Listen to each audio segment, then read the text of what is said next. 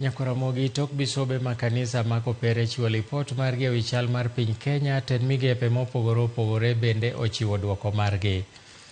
Lipot ma kamano wabiro medo keloni e seche mabiro go eko. Anuoyo siganano. Tok bisobe ma kanisa ma Kopere chiwo lipot margi ewi chal mar piny Kenya. Tend migepe mopogore ochiwo duoko mekgi.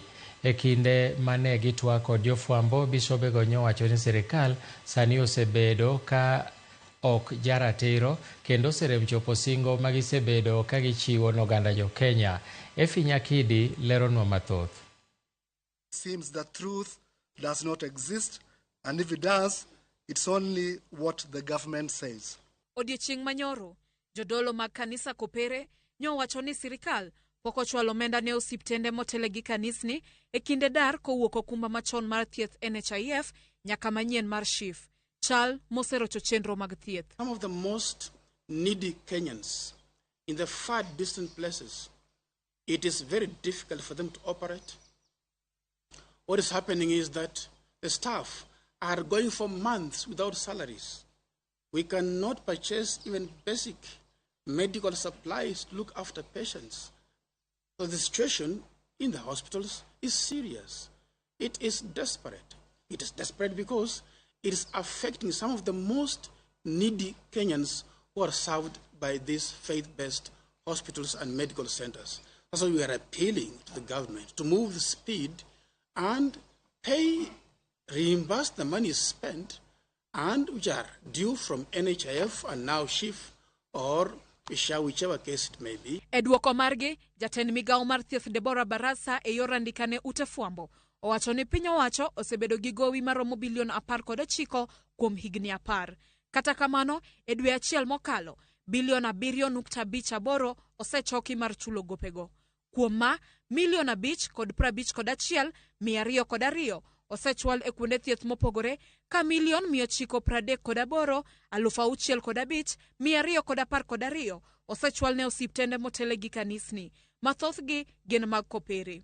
Omedo ni sirikal e bwo okumba mar NHIF nodonjore aurak kod kuonde thieth 8,886 to kuom mago 312 gin mag kanisni. Ranyisi mar 3.5%. Jodologo bende noseyo sirikal kaachiel kod obila kuom nek, ndhiyo kendo lal gi oganda e kinde ng'anyo mar rowere mag Gen Z kaachiel kod nek mar joma mine pachoka. Many families are still grappling with the loss of their children who are brutally killed, injured, or went missing following what is referred to as the Gen Z demonstrations in June 2024.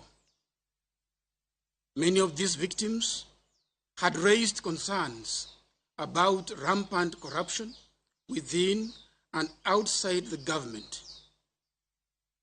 Who is abducting these people? And is the government unable to stop these abductions and killings? The government must protect the life of every human person in Kenya. Eduoko margi, ogai mar obila Douglas Kanja ochiwo ler kowacho ni piny Kenya noyudo lal maduong' kaluwore gi ng'anyo makamano.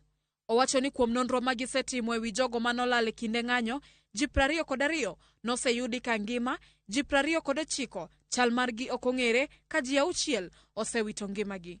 Duto makelo kwan ni nyaka 57. Bende olero ni obila 495 noyudo hinyruok, oganda 42 nohinyore ahinya, oganda 347 ne nigi hinyruok mamoko ka nyamburko 69 mag sirikal nokethi. Ewi nek mar joma mine pachoka mosebedo gi medruok e jumbe mokalo, Kanja olero ni e dweche 3 mokalo giseruako e buk keses 97 mag nek kendo pod gidhi nyime gitimo nonro.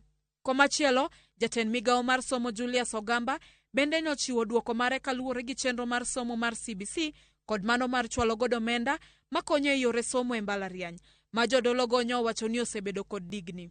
Ogamba owacho ni kochopo sani kwan omenda maromo bilion 41 osechwal ne mbalariany mopogore pachoka ka komachielo e bwo chenro mar CBC japuonjre ka japuonjre yudo omenda maromo siling 15,042 higa ka higa. Omedo bende ni bilion 17.6 oseket tenge mar konyo gero klese 16,000 mag grade 9. Jopuonj makwan gi romo 56,950 mag junior schools osendik tich. Jopuonjre maromo 46,000 ibiro ndik e yo mongirore kachop higa manyien. Penjo maduong' mar jodologo ne en kaponi lwet sirikal bor, ang'o mamono lwet sirikanno dongo piny Kenya. Dibed ni duoko mar tend migepegi ochiwo ler ne jodolo koso chung' margi, pod biro bedo ni sirikanni mar miriambo. Efi Nyakidi, Ramogi TV,